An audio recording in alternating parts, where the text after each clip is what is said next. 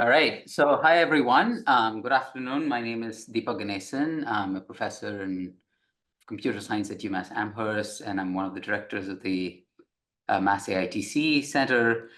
So for those of you who are joining the webinar series for the first time, we've been doing this for a few years now, and this is sort of the intent of this series is really to bring together people on the technology side and AI side who are doing cutting edge technology and sort of take a look at the emerging technologies. And our speaker today is we'll be talking about one of those, but also people on the health side and the clinical side who talk to us about the real world problems in the aging space. And a lot of the pilot projects that are ongoing are really sort of bringing together people on the technology side and people on the health side to address sort of the important problems in aging and Alzheimer's. And so the next talk and this one are really coming in from the technology side. So they'll give us a glimpse of what's emerging, what we will see probably in the market in the next couple of years, perhaps. So today, BP will be talking about hearables. But before I introduce today's speaker, let me just also put a plug for the next webinar by Cheng Zheng from Cornell, who will talk to us about sort of eye-worn, wearables, a different type of wearable. So I'm really pleased to introduce VP Nguyen, who's an assistant professor of computer science here at UMass Amherst as well. So he's been working on all kinds of wearable technologies. So he's sort of the builder, sort of designing these new kinds of wearable devices. And he'll be telling us about hearables. So this is a new type of wearable, ear-worn devices with lots of different types of sensors in them, with many different potential use cases in the health domain, including aging. So he'll tell us about his experiences with hearables, potential use cases, and so on. So with that, take it away, VP. Right. Thank you, Deepak, for the introductions. Hello, everyone. Share my screen. Can you see my screen now? All right. Well, today we will talk a lot about hearable. Like we're going to talk about a lot about headphone and earphone. And indeed, headphone and earphone have become a very essential part of our daily life.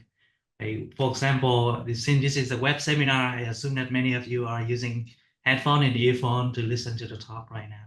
And so today we will talk about how can we make the earphone and headphone even smarter and even more useful. So we witnessed multiple technologies that have revolutionized our life in the past couple of decades. For example, desktop computer and internet have completely transformed the way we work and share information, right? And we also seen mobile computing change the way we live, connect with each other, and even exchange information. It has been a very powerful tool, right? Allow us to exchange, communicate with each other very efficiently, and even also change the way we socialize. So recently, we have also seen a very big rise in wearable technology, especially we talk about smartwatches and rings. So which one device with sensor allow us to track our activities, sleep, and also steps. So the industry pushing a lot of effort to make this device available to everyone. Right now, you can just go to Amazon and get this device immediately. But as a scientist, like we always ask, what would be the next wave or what would be the next technology that one more time change our life and our society again? Right? So other devices like phone, Fitbit, rings, or even wearables has become a very essential tool to allow us to monitor our activities, but they primarily gather signals from the lower part of our body. So this leaves a big gap in our understanding about what's happening throughout the remaining part of the body, especially the head. Right? And so how do we move beyond just this limited area? So this is where hearables or ear-based system came in, right? Unlike other hearable or wearable systems, they provide the ability to access to multiple important signals around the human head. We have brain activities, head motion, eyes activity, heart rate, and also facial activities. Also, because the sensors are located at the ear or in the head, that allow us to have a very effective way to interact with the user or the humans by perform effective interventions such as acoustic or video. We would be able to allow the user to interact or perform a two-way communication with the technology. Right? We also should be able to perform new technology to perform different kind of treatments for health participants using electrical and other related techniques. And another important thing here is that these devices already very socially acceptable. We see headphone, earphone out there everywhere, and a lot of the major companies have been devoted at least one product related to earphone and headphone. Right? So it's become a very important form factor for us to perform sensing and also intervention. So years ago, we performed a simple experiments in the lab where we try to see what kind of signal we can capture from the human head by just playing sensor around the ear location, right?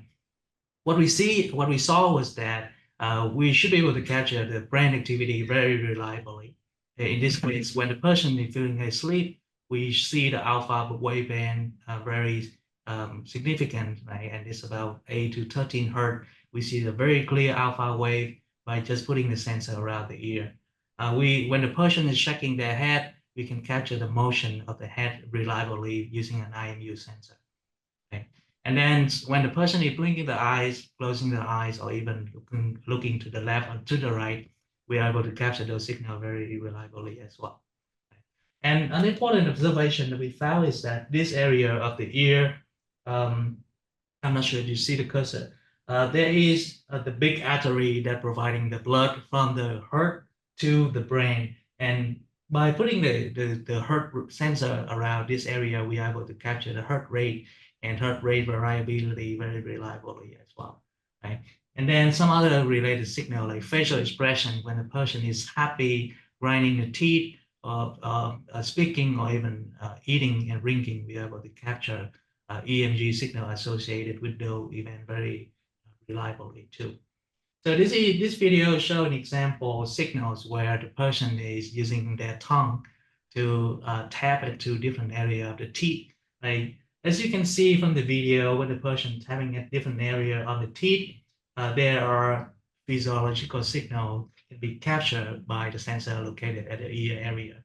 And an important observation here is that different location when the tongue tapping the teeth actually generate different signature on the signals. What it means is that if we have the sensor that would be able to recognize the difference, we should be able to identify where the tongue is tapping on the teeth, which can enable a very exciting human-computer interaction application. I will talk about that in a little bit.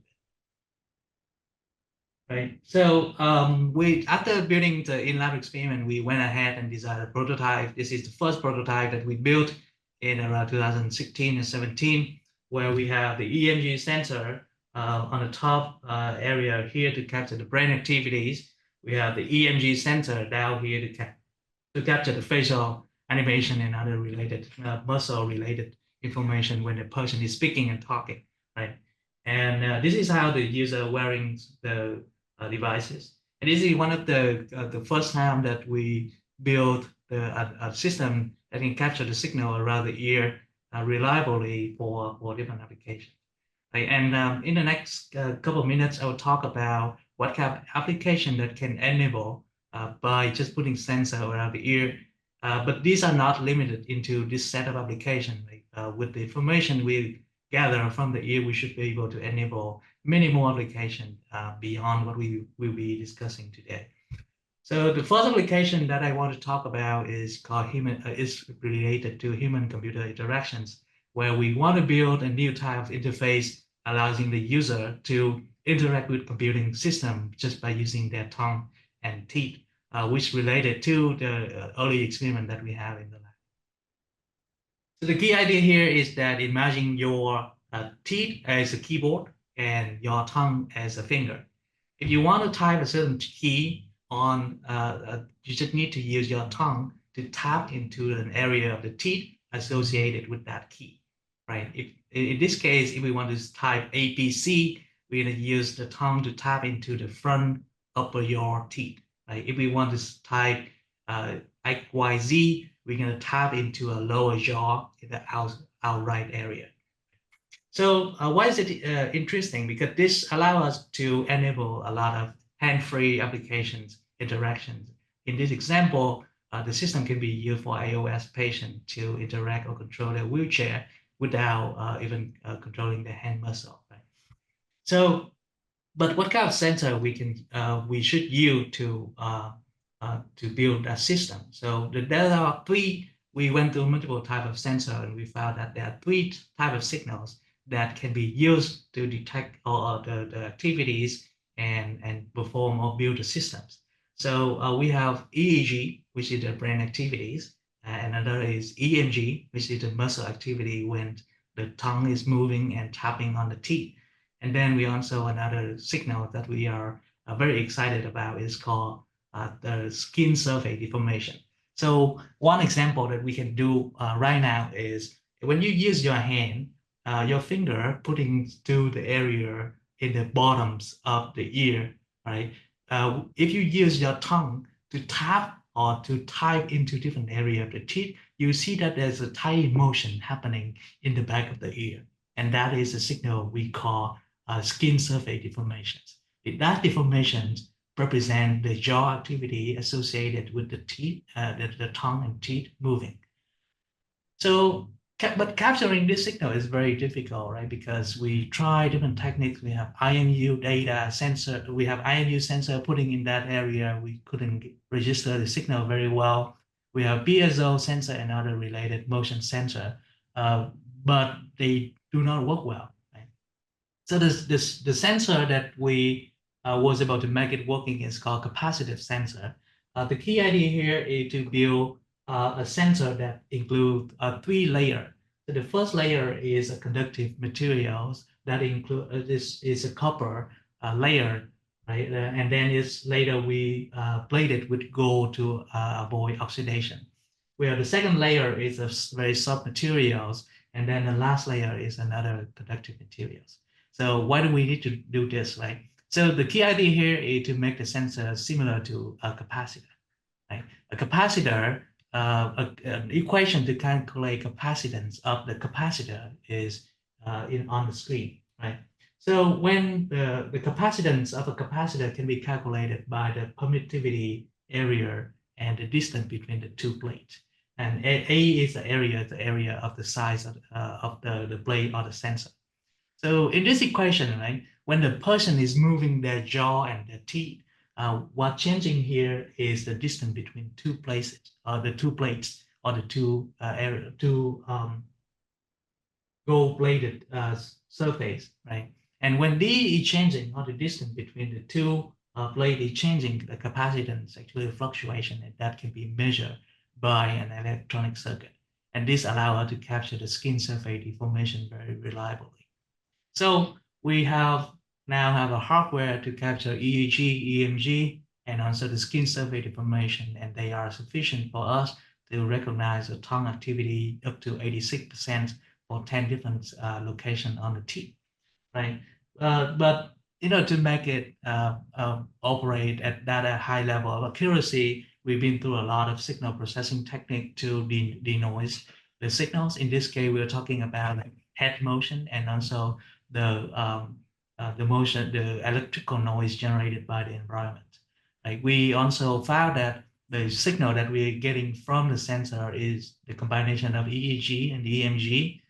For basically from one single measurement, you're going to have two different channels. One is from EEG and another from EMG, and they are not very easy to separate. So we developed algorithm to separate the two signals as well. I won't go into the detail, but I'm happy to chat more if you are interested. We developed the machine learning algorithm to detect when the tongue is start brushing to the teeth. And also we have another algorithm to classify where the tongue is tapping on the teeth.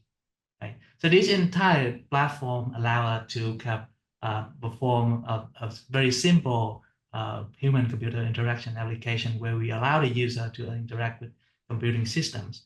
An example application can be picking up the phone when the person is driving. In this case, was me driving the car and wearing the device and try to picking up the phone using the teeth and tongue interface. You can also use this kind of similar sensor to have surfing a website, to read tutorial while you're cooking, or anything any other hand-free related application. In this case, control a TV channel, for example. Right? So with that in mind, we was very exciting about the result, and we were thinking about applying the system for many other applications. I will discuss about a few more possibility where we can use EEG, EMG in a medical context. But what we found is that besides EEG, EOG, and skin surface deformation, there are other type of signal is very useful for us as well. So that leads to the second applications that we have been working on in the past couple of years called silent speech recognition. The key idea here is that when you are in a public space like the subway or in a conference room, if you want to answer or typings on your phone, either a way for you to just generate the text or typing without generating any sound. For example, I can just keep talking, but I can control my voice to not generating any sound. Can we enable that kind of technology, right? The three application scenario that we were thinking of is on private converged interactions, where you are sitting in a subway or you are sitting in the bus and you want to reply or texting on your phone, right? Can you just perform that task without generating sound by capturing signals around the ear area? Or can you type a password on the ER/VR system without generating any sound? And you can also, can you control different wheelchair or other related machine by just based on the jaw activities? So the key idea here is to measure the human jaw activities. So when we, this is an example of the different muscle connected to the human jaw that control the jaw when we are speaking.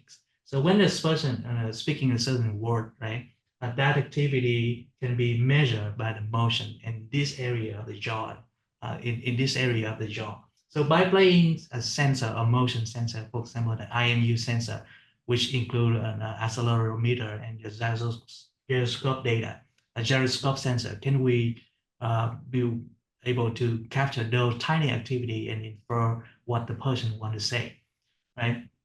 So we built the system where we have an IMU sensor putting in this corner of the TMJ and try to recognize the jaw activities.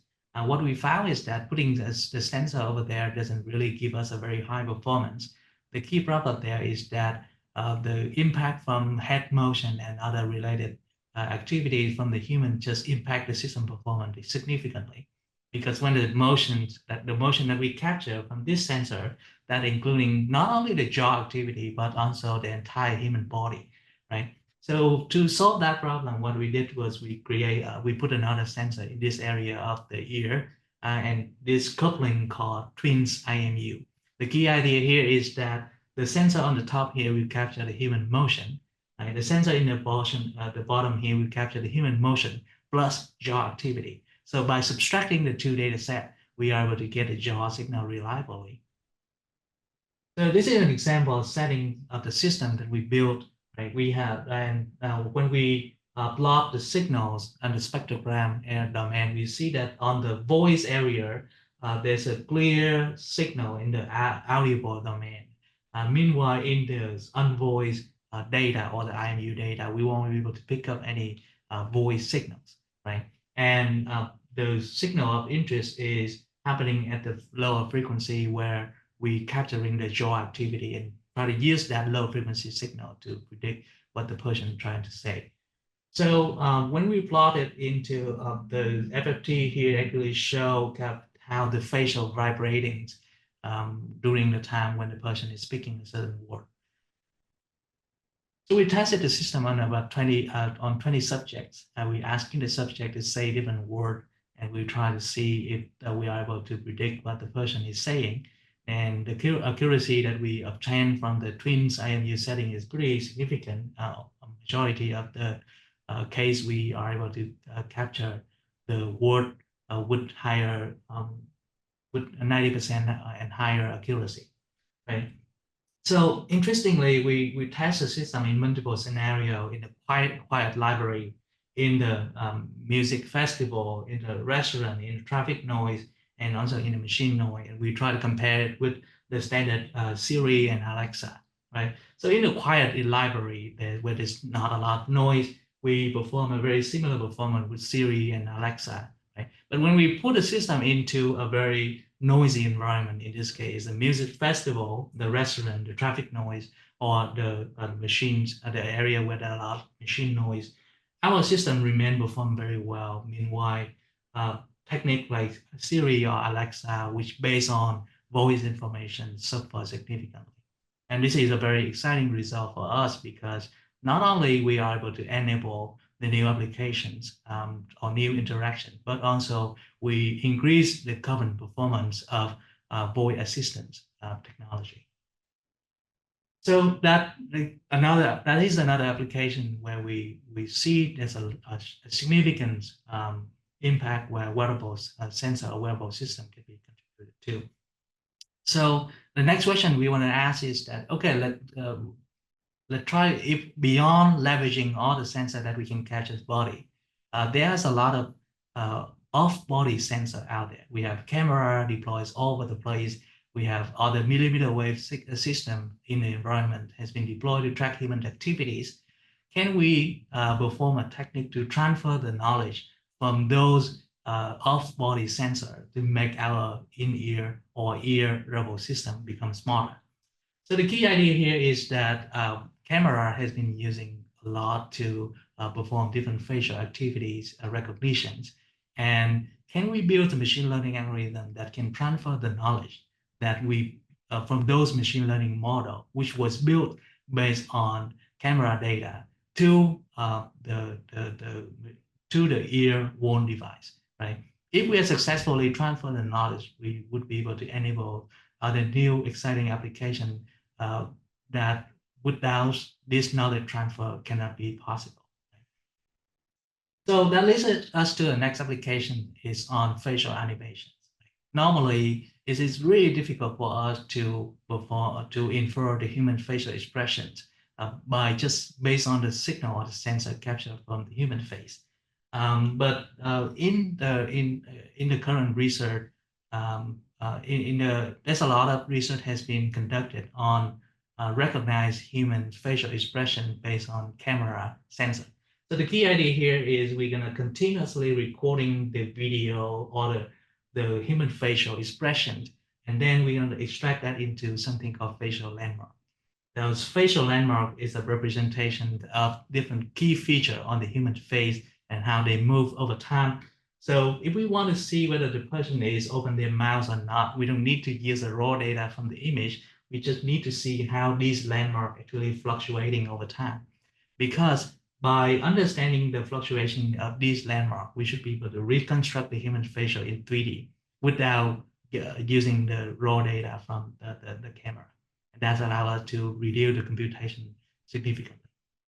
So the question now is, can we perform similar tasks with just the physiological signal or any kind of signals that we can capture around the ear? So one of the important observations that we found is that when this person perform a different facial expression, in this case, we have neutral, happy, sad, surprise, anger, and other other facial expressions. Different group of muscle on the human face activated differently, right? And this lead to another important observation that we have is that by putting the EMG sensor on the face, or especially in the ear area, we are able to see how the ear muscle actually, the group of muscle actually contracts over time. And that muscle contraction is actually very relevant to the facial expression performed by a user. But if we just put the signal In this case, when the user perform smiling expression, this is the signal when we capture from neutral to smiling, we see a significant change of the EMG over time according to the behavior of the face. When a person performs different other activity like smiling, sad, surprise, contempt on another, we saw different signature on the EMG signal domain as well. But if we put the EMG signal directly to the machine learning algorithm, we are not able to reconstruct the human facial activity reliably because the information provided here is not enough. So what we did was we developed something called a teacher and student model, where we want the teacher to be the video data and the student is the EMG data. The key idea here is to transfer the knowledge from the higher dimensional data, which is the video, to the lower dimensional data, in this case, the EMG. So what we did was we asked the person to sit in front of the camera, and then we have an EMG sensor capture the signal on their face, and then we put the two sensor data together, fitting into the machine learning algorithms. On the first pipe, we have the neural network to extract the facial landmark based on the video that we capture from the webcam or the camera. On the second pipeline, we have another neural network to predict the facial landmark based on the EMG signals. Now, originally, it should do a very random prediction, but there is something that we developed called a loss function. The key idea here is to tune the loss function so that the predicted value that we get from the EMG data would be very similar to the value that we obtain from the video camera. Because if this is happening, the loss function here is capturing the knowledge that we transfer from the video to the EMG domain. So after the model is trained, we just use the EMG signal directly fit it into the training model and try to predict the facial landmark. Then we use that facial landmark to reconstruct the human facial activities, or in this case, the facial expressions. So we tested on 16 different participants, and the accuracy is about 1.55 millimeter for individual landmark locations recognitions. And we thought that would be sufficient for a lot of facial expression. So this is an example real-time signals when we have the data. This is the data we captured from the camera. This is the landmark that we extracted from the camera data.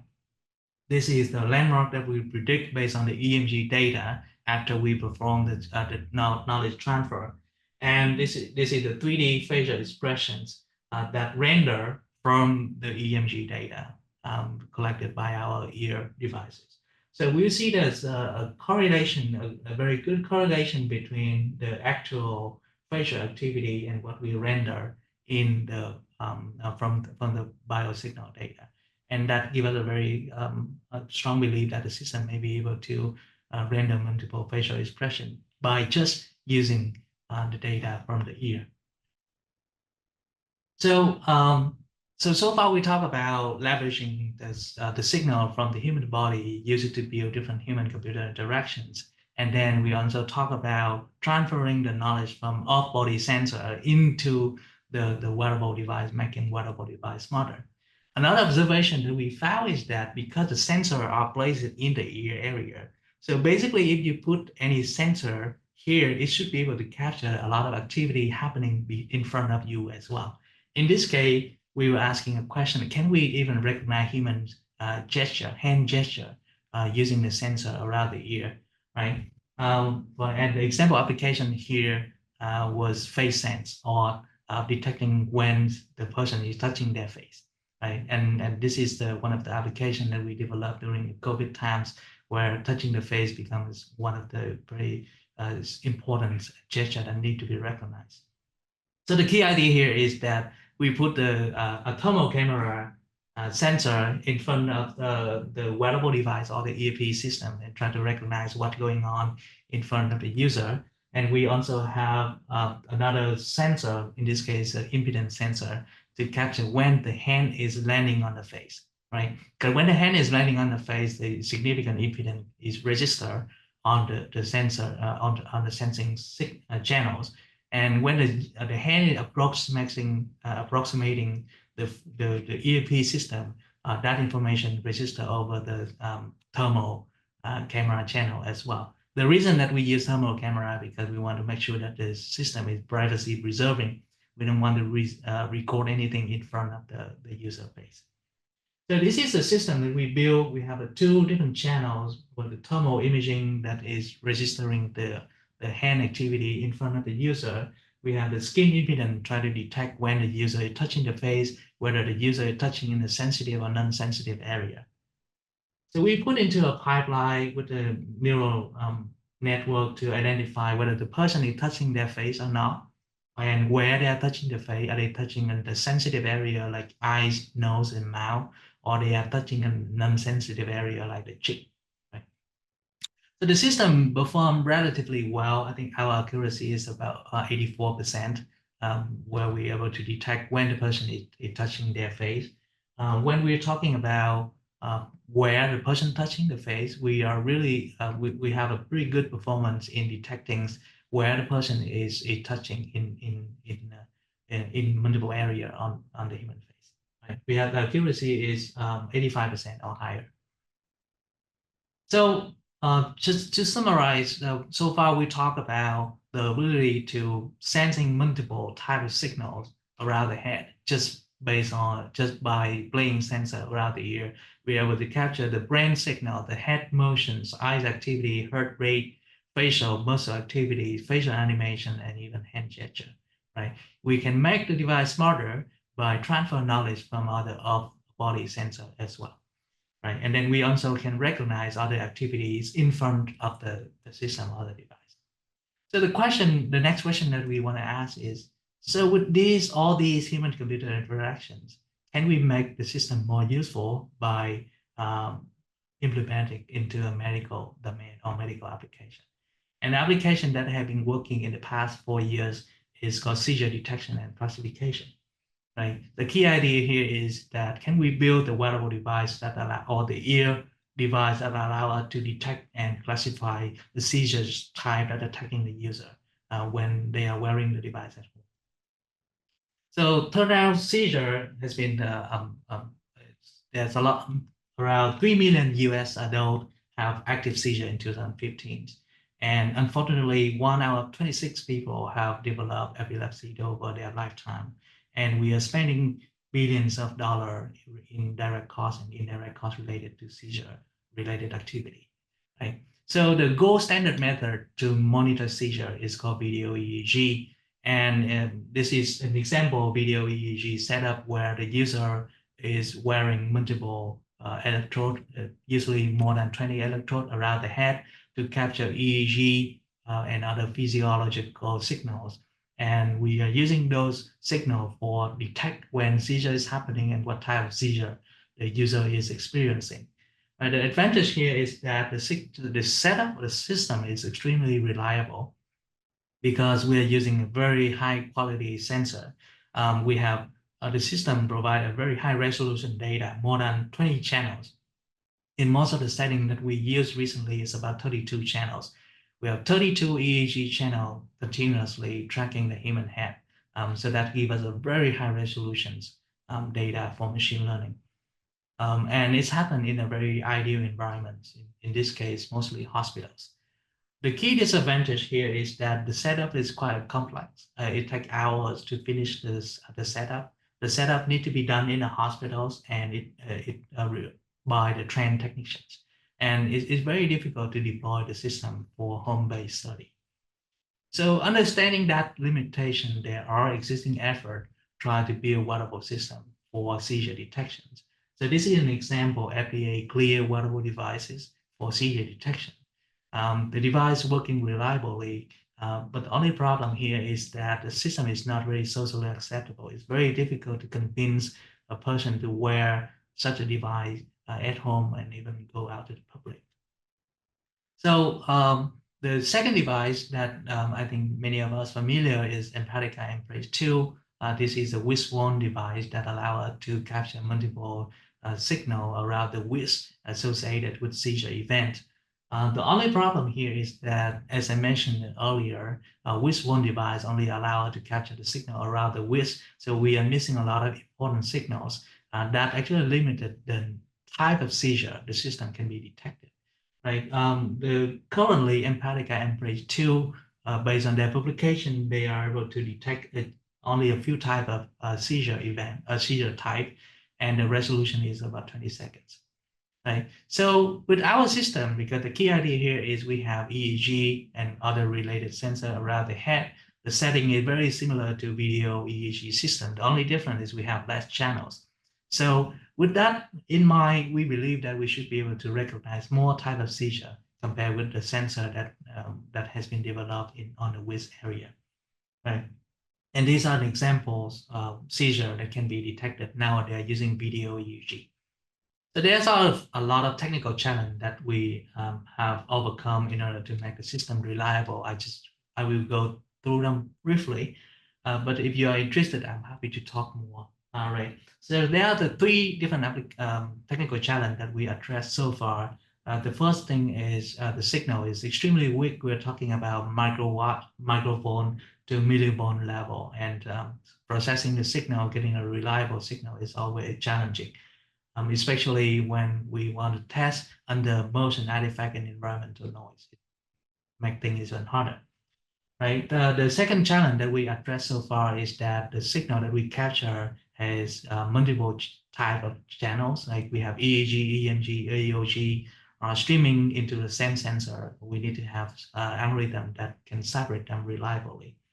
And the last thing is, because these signals are weak, we're using a lot of amplification to amplify the noise, and that lead to a very very high energy consumption design. With a normal battery, with a reasonable size, the system only lasts for a couple of hours. And we have been developing multiple techniques to prolong the lifetime of the device. So in terms of motion artifacts and environmental noise, we have been fixing that using hardware solutions by removing the noise right after we're getting the signal from the user. Right? In terms of overlapping between EEG and EMG and other related signals, we have been using multiple signal separation techniques, including non-negative metric factorizations and empirical mode decompositions. So the NNMF has been used to separate the signals, and EMD has been used to detect when the event is happening. And it took us a very long time to come up with these solutions. So this is an example of real-time signals when we put side by side, when we put our signals and the hospital signals side by side, right? So we see that we are able to capture EMG signal reliably when the person grinding the teeth. When the person is blinking the eyes, we are able to capture the eyes blinking activity reliably as well. This very align well with the signal that we capture from the video EEG data. So, so we're fixing the noise, we separate the signals, and then we also design different techniques to reduce the energy consumption. In this case, we leverage existing compression algorithm that have been well known in image processing or image processing community, and use it to compress the data.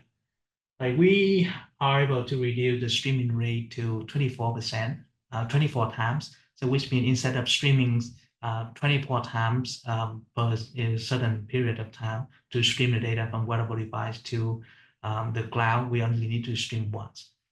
Right? And we boost up the energy efficiency to 12 times. And that would be very significant. That allow us to charge the device only once a day.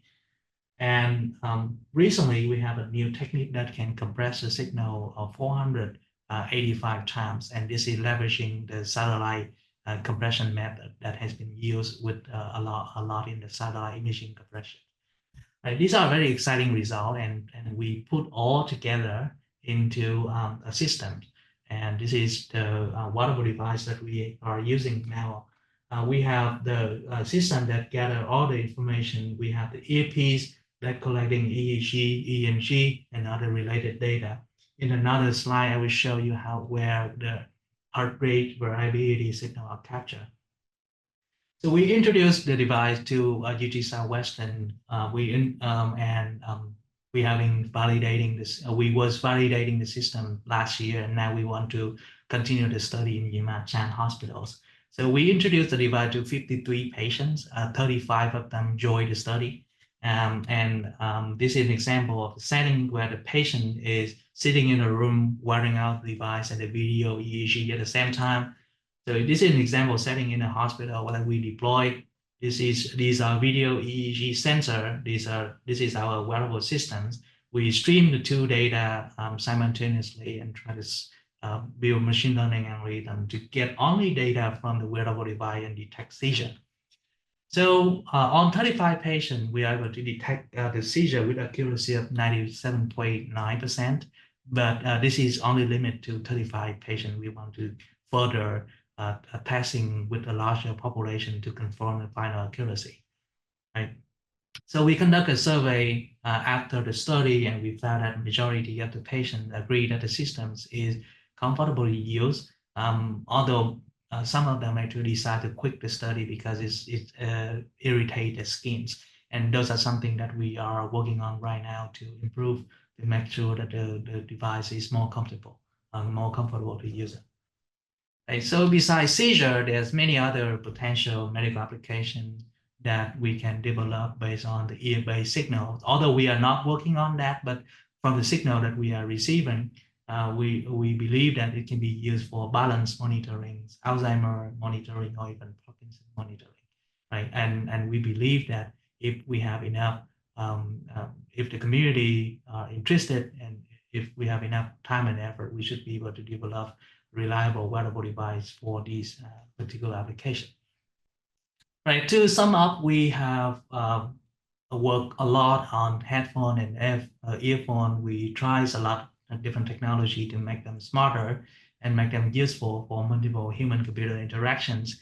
We leverage the sensor that capture from the body, right, and also the data capture from off-body sensor, transfer the knowledge into the headphone to make it smarter.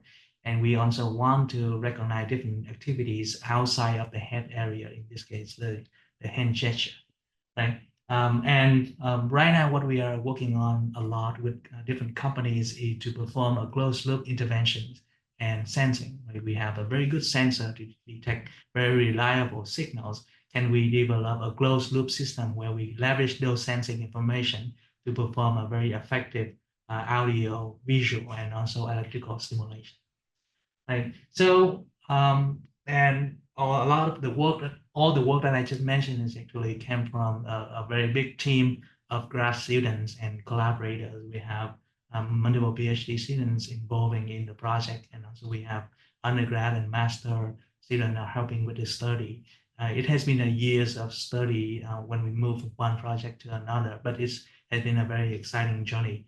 All the research that we did with hospital has been collaborating with UT Southwestern and Yuma Chan Hospital.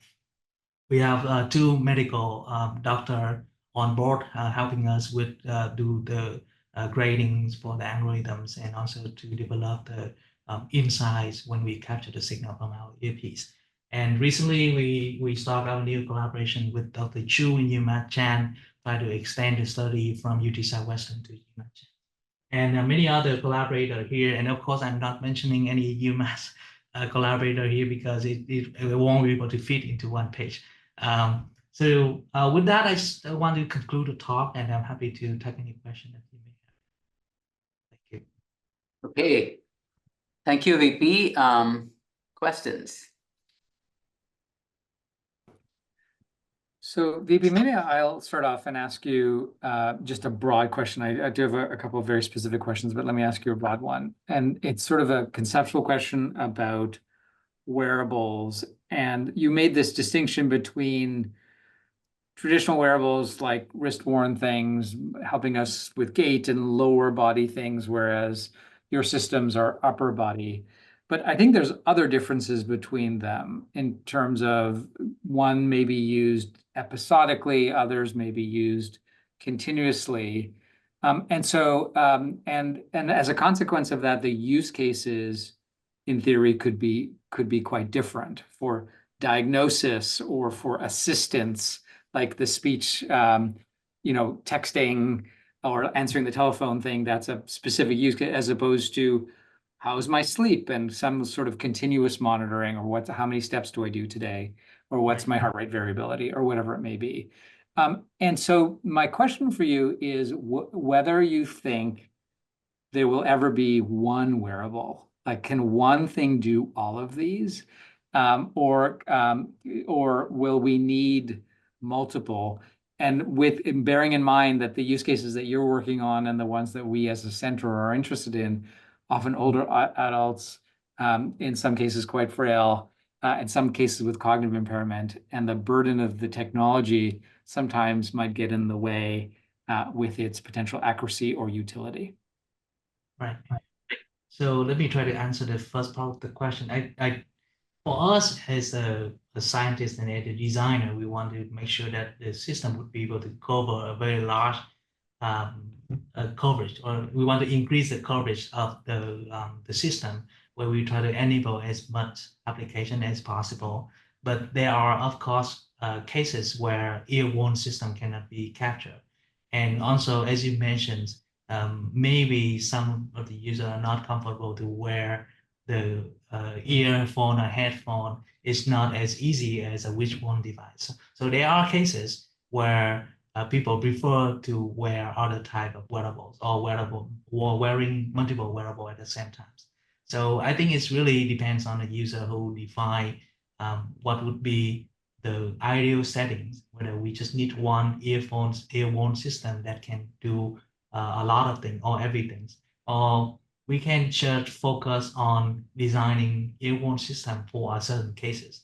For example, for medical application where the user need to gather signal when they are at home. So earphone system become the most suitable platform, right? But of course, other activities, if you have other form factor, that would help improve the accuracy of the recognition as well. So in short, I think the earphone system has its own advantage. It allows us to gather a lot of important information around the head, but it's not necessary to be the only wearable device out there. I hope that answered the question. Yeah, I take it to some extent that perhaps there isn't a single solution. Right. And that we need integration across devices. I know our speaker next month, this is the stuff that he's working on, detects multiple different things from multiple places with single sensors. But, Deepak, I'm not sure if you have a reaction to my question to add to VP's helpful response. I think that's a good question. Yeah, I think with the head-worn devices, we'll have to kind of see what can get integrated into the existing form factor that people already use. So, like, Apple earbuds, there are a bunch of patents that they have around some of these technologies, right? So in that form factor, certain things can be integrated, but I doubt if some of the typing things that VP is talking about can be integrated, because that'll require jaw, sensing. So that may not be. Behind the ear is also something that cannot integrate. But if you take the bigger headsets, that definitely goes behind the ear. So that can get behind the ear, but not inside the ear. So I don't know the answer to this necessarily, except to say that I think a lot of the the existing manufacturers of headsets are already integrating all kinds of sensors into their devices. I don't think they've quite come out as medical devices yet, but they're already looking at EEG, EMG. There are patents around them, but not necessarily products that expose these. But I think a lot of but what's fascinating is the head has a lot of information. It's the brain, of course. The seizure stuff is one example. Cognition in general. We might get very weak signals, but we don't know, right? Audio, which I think is interesting, like hearing aids is a very important use case for older adults. What can we embed in hearing aids is a big, big area. I know the hearing aid manufacturers are interested in that. So there's a lot of stuff. And again, the facial muscle stuff is also interesting about, mood, maybe just maybe even vocalize how much they speak, things like that. I don't know. there might be information there. So I don't have a single answer, but you're right. We don't know yet, maybe. I mean, they managed to do so much with the wristwatch that I wouldn't have imagined, that I can't say for sure that they wouldn't get there with a earbud.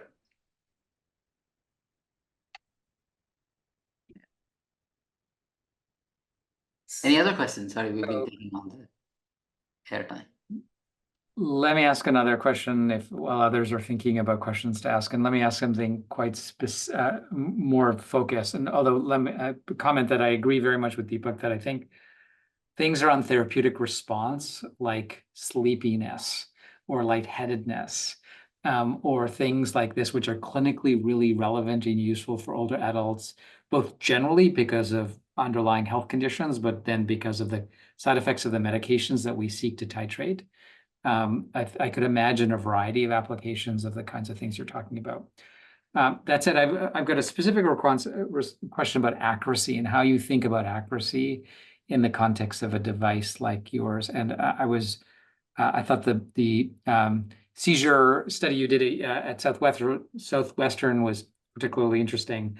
You cite 97% accuracy, and I'm wondering if you could comment a little bit about sensitivity versus specificity. And what I mean in this context is, what do I care more about? And you could imagine both ways. In the case of a seizure, I may care about sensitivity. But conversely, if I'm thinking about treating a seizure, I may care more about specificity, as in I don't want to overtreat random, non-clinically important epileptiform activity, or that is not seizure, like in and of itself. In other contexts, it may be the opposite. And so I'm just wondering, as you embark down your path with use cases like this, are those sorts of considerations relevant, or is the goal just 99% accuracy, in which case I've solved both sensitivity and specificity at the same time? Right. So I think the accuracy that we report mostly to confirm that it is possible. Right? Is that we don't want to claim that this is the accuracy of the final product that has been validated with a large number of population. As I mentioned, we only tested on 35 patients, and so one thing is that right now the reason that we focus a lot on accuracy because we want to make sure that the system performs well. But of course, when it's deployed into the real world, I think specificity is more important. In our case, like 4 negative or like 2 negative or something very important to us as well. But that is the conversation that we reserve to discuss later, because and that's exactly why we want to do another larger study at UMass Chan hospitals, because we realize that 35 patients is just not enough for us to do any conclusions. So the way it works right now is that we put all this seizures data into one label, another non-seizure data into another label, and then we separate them into a 10-second episodes. And when the data coming up with 10 seconds, we want to predict that is a yes or a no, and then based on the label data from the hospital, we just confirm and report the result. But these should not be the final accuracy that we have confirmed, right? And so I think we focus on accuracy in the first phase of the development, but later down the road, we will focus more on the other aspect, especially with the collaboration with the hospital. We should be able to identify what would be the thing that the medical doctor care about, right? Because eventually all the detection and classification are used to have a better medication treatment, right? So we don't know what they care about yet because we are not there yet. So our focus is a little bit very primitive at this point. Thank you. Hey, I had a question. Go ahead. Sorry. Go ahead. Yeah, great talk, VP. I wanted to ask if all the ML models are actually running on device, or like is it TinyML compatible, and does it actually fit in the memory? So the machine learning model running on the computer 5 meters from the patient. So we have the computer placed in the corner of the hospital room, and then we have the wearable device streaming the data to the computer continuously in real time, and then the prediction is actually happening on the computer. the device right now is just streaming the data continuously. Got it. Thank you. But do you think that can happen? I mean, you know, if you want to do real-time detection in the home setting, or, you know, I would imagine you would want to run it locally. Yes, so that is one of the effort that we try to do right now. And this go back to some of the work that we saw Deepak published recently is on computational offloading. Can we, because even the limitations of the memory provided by the wearable platform, can we split the task? Some of the tasks will be running on the device, some of the other tasks will be running on the cloud. And that is something, that is an ongoing effort that we are trying to do. But the model is not small enough to be able to run on the existing systems. We have to split them or deploy it on the cloud. Yeah, I'll ask a quick question. If people come to you with clinical applications, are your devices ready to roll? Are you ready to put it on people and send them home with it, or what stage?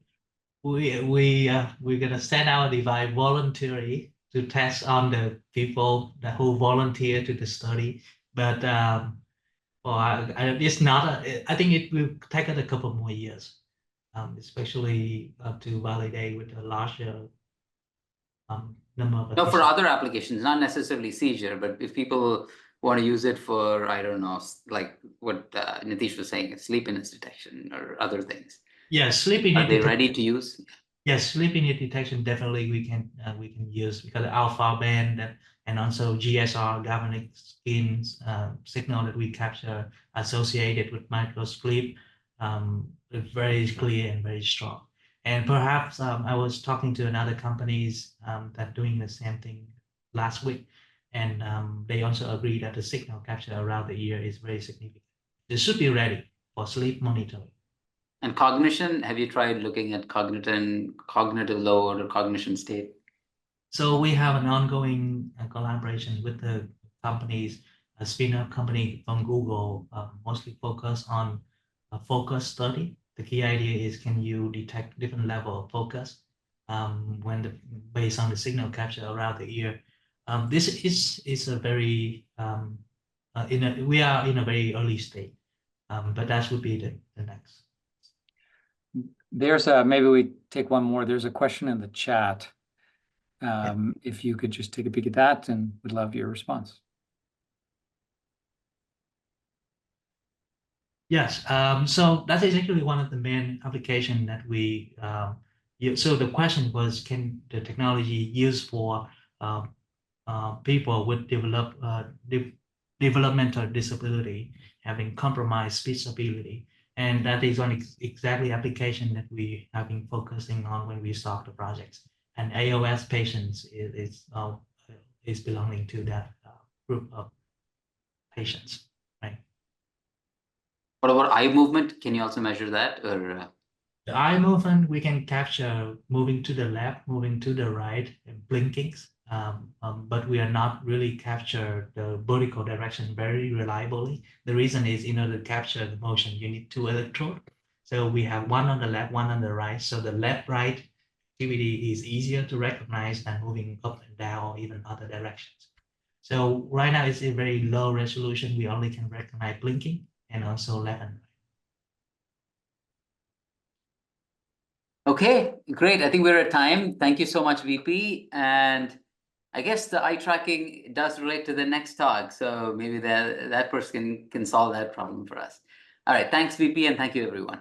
Bye. Thank you, everyone. Thank you.